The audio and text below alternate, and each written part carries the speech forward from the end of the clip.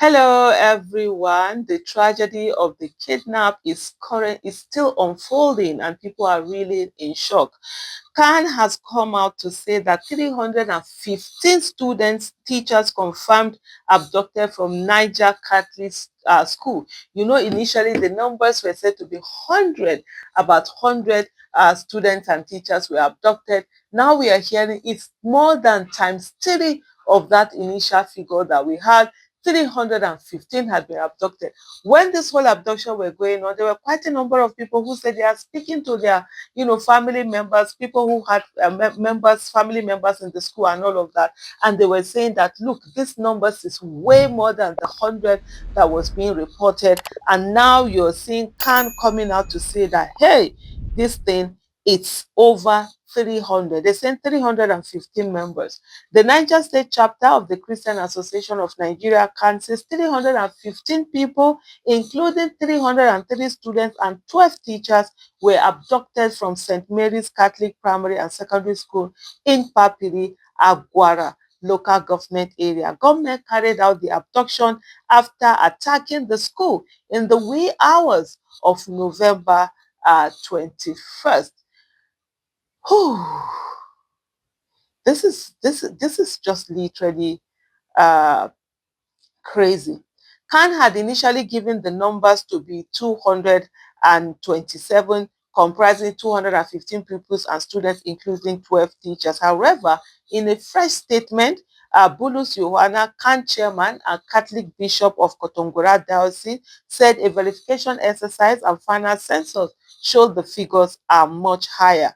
After leaving the school, we made calls and inquiries on those we initially thought had escaped, only to discover that 88 more students were captured after trying to flee.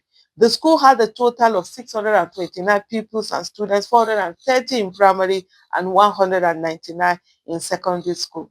In a statement issued by Daniel Atori, spokesperson to Yohana, the priest dismissed the claims that the school received prior warnings from the government or security agencies, describing the report as propaganda aimed at shifting blame. I'm just going to take a moment here to talk about this because you saw the situation whereby the Niger State governor was coming out to say that, oh, the school management was at fault, that they had gotten intelligence and that they had told the schools to close down, and the schools around that area, they didn't know when this school opened. I think it's just like in the spokesperson, to Johanna had said, it's just propaganda and shifting of blame. You can't come and say that you asked for school to shut and school didn't shut. Did the government really do that? If government want to shut down school, they would have shut down school. They would have announced it. They would have made it public for everybody to know. We would have heard way beforehand that, oh, see, Niger State government are shutting down school. Just like we've heard also now that the federal government has shut down the federal government across the country. And when it comes to secondary school, the federal government is only in charge of the unity schools and federal government colleges and all of that. The other ones are under state government. If you shut it down, it will be out there. You didn't do that. You didn't protect them. You're trying to just abdicate responsibility and indeed shift blame. We did not receive any circular or warning. In 2022, when there were rumors of security challenges, we shut down immediately without waiting for any government directive, he said. He also refuted allegations that Reverend sisters traveled to Abuja regarding the incident, demanding proof of such claims. The bishop assured parents and the public that Khan is working closely with government and security agencies to secure the safe release of all abductees. We call on everyone to remain calm and prayerful as we continue to collaborate with all relevant authorities for quick and safe return of our children and teachers. I mean, it's deja vu for someone like me and a lot of people who really followed the 2014 abduction that happened. This is almost deja vu. It's almost the same thing happening. You're wondering, why is it that Nigeria is not learning from its tragedy? Ordinarily, when things happen, you're supposed to learn and put everything in place and say, never again, we must not allow this one to happen. Many people sat down and they were doubting Chibok's abduction. Instead of us to hold government accountable and say, hey, let's ensure that this never happens. Go after these terrorists. Get our children back. Do whatever you need to do and get our children back. We didn't do that as a nation. People were denying that it happened. I had people who would say things like, oh, how can they carry 276 girls? How can they pack human beings like that? It's very easy to pack human beings. I just having a conversation with my husband earlier on, and he was like, look, human beings are easier to pack than animals. Animals don't, they don't, they are not rational. They don't rationalize. When they see an escape, they will move for it. A human being will think about it. If I move around now, they will shoot me, they can kill me. So because of that, that imprisons you. So it's a whole easier. It's a matter of having guns around and stuff, and people follow. I remember we live in a society where people are always told to follow the rule, be obedient as a child, be an obedient child. And it's so easy to carry, to carry people away. They will even understand the effect of this. They will come with vehicles, they will carry those children, they've carried them away, and all of that. Even the trauma of the children that have not even escaped. Talk less of that were not abducted. Talk less of the ones that were abducted. In 24, I think it was 2015, 2016, I had a Chibok girl that lived with me, one of the girls that had escaped. I've spoken about this thing several times before, that had escaped for a while. She was in Abuja, needed rehabilitation. We had to put her in school, starting her life all over again. I remember when she first came to my house, she would lock the door, anytime there was any knock on the door, she was so frightened. And this girl, she did not even get to the camp. She was one of those who jumped out of the moving vehicle when they were going, when the vehicle were carrying them along. She was one of those who jumped out of the moving vehicle. She had a friend. Her friend, she asked her friend to jump with her. The friend refused to jump with her. And the girl will talk about the father. Anytime she sees the friend's mother, the friend mother always say, why didn't you drag her when you were jumping off? Why didn't you drag? And this particular girl, she had just done appendicitis operation. You understand? She had done appendectomy. She had done one, and it was about a month after operation that this thing, the abduction happened. It was even she and her friend that the terrorists had carried for them to carry them to where the food store is.